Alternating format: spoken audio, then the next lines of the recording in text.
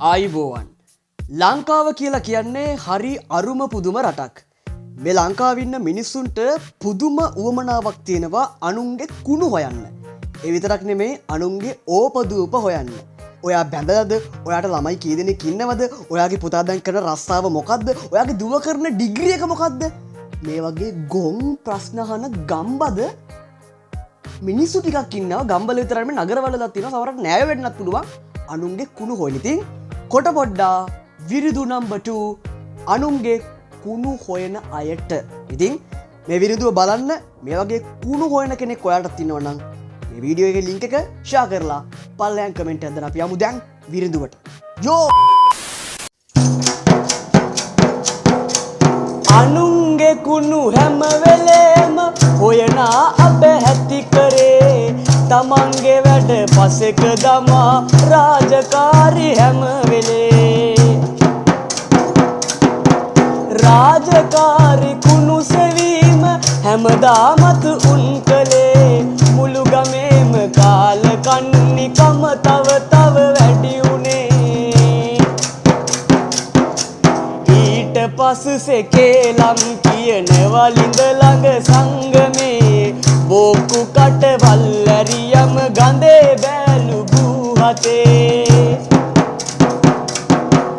ඕපදූප හොය හොය මුන් යනවා මුළු ගම වටේ නිවන් යන්නේ කවදද මුන් සාපයක් ලුමිගි මතේ ඒ විතරක් නෙමෙයි මේ ඕපදූප හොයන ඇන්ටිලා ටික දුව බැඳලාද ළමයා කරන ඩිග්‍රිය මොකක්ද? අලුතෙන් කාර් එකක් ගත්තනේ. කුඩු විකුණලා වෙන්න නැතුව ගන්න ඇත්තේ. මේ වගේ ගොබ්බ ප්‍රශ්න අහනවා. දුව බැඳලාද බබ්බු නැද්ද තාමත් මුන් හොයනවා. පස්සේ පැත්තේ ඇන්ටිලාගේ පණුවා දැන් අටනවා. අපේ කොල්ලා උපාධියේ කැම්පස් එකේ කරනවා බොරු කිය කිය පන්තිනි අම්මලා වගේ දුවනවා මෙවැනි ඕපදූප හොයන ඇන්ටිලා ඉන්නවද ගමේ ගණන් නොගෙන හිටපන්ගේ උන්ගේ ජන්ම පුරුදු ගති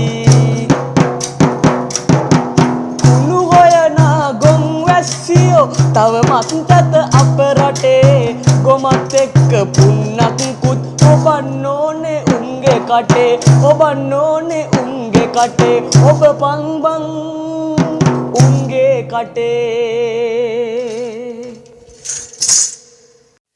මේ වගේ ගොබ්බ මූසල කේලම් කියන ඇන්ටිලා ඉන්නවනම් පල්ලෙයන් කමෙන්ට් එකක් දාලා වීඩියෝ එක සබ්ස්ක්‍රයිබ් කරගෙන යන්න ඕනේ